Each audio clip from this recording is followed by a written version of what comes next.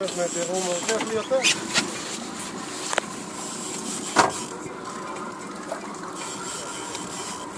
טוב, בהתחלה חשבנו שאורי נתפס בסלע או בלכלוך, ואז התחלנו להתקרב עם הסירה, ואז אורי התחיל לקבל את הנגיחות, ואנחנו לא יודעים מה זה, אבל זה משהו יפה שמושך הרבה חוט, כמו שאתם שומעים.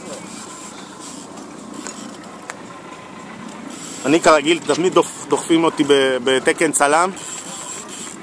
מי שזלזל בהתחלה שלא יבכה למה. מניאק, אתה פוקסיונר, אמרנו מההתחלה על המזח, כל קוף עיוור מוצא בסוף בננה.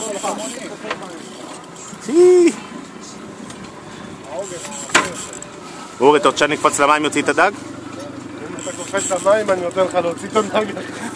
עמי, אתה רואה את החוט? למה אין לי פוקוס במצלמה, רבאק? ימינה וקדימה, לא בלבד. זה מה שאני עושה, אורי. עוד לא יצאנו מהמרינה, רק שתדעו. איזה יופי של תמונות. עמי, קדימה וימינה. קדימה, תכן הישר. זהו, תן לי את הזווית הזאת, פרמן, שלא יסגור. הנה הוא. אורי, נזיין אותך, אל תתחיל. יאללה, תתעייף. כמה חוט אתה פתוח?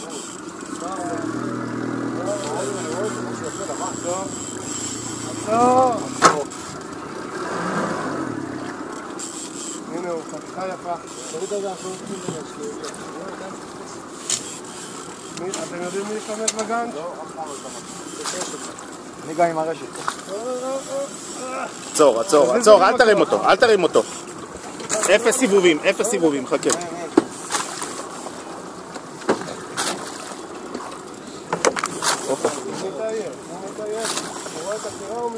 עמי זה דג רציני, עמי. איזה כוח יש לו. טונה. אבל זה חתיכת בומבה של טונה. וואו! אורי, עם הרשת לא יעזור? חכה. לא, זה אינטיה. זה אינטיה, אורי, תראה איזה חתיכה, יא זבלון. זה לא רשת, זה לא רשת. לא רשת, זה גנץ'. לא לנסות לדחוף אותו מהפה עם ה... נזינים למטה, לא, לעשות בחור בבשר להרים. אינטיה יפה. ניסן, בוא תראה אותו במים. אני מצלם, אחי, אני רואה הכל. עורר אותו, נו, יופי, תרים אותו לסירה. תרים, חזק, תרים. הופה! איזה כיף לנו. תן לי רגע. איזה כיף לנו. בוקר טוב, אדון גוטל. בוקר טוב. זה בוקר. חכה, איי, פאק. אורי, שים את הרגל ליד, אורי. היית אכל אותה,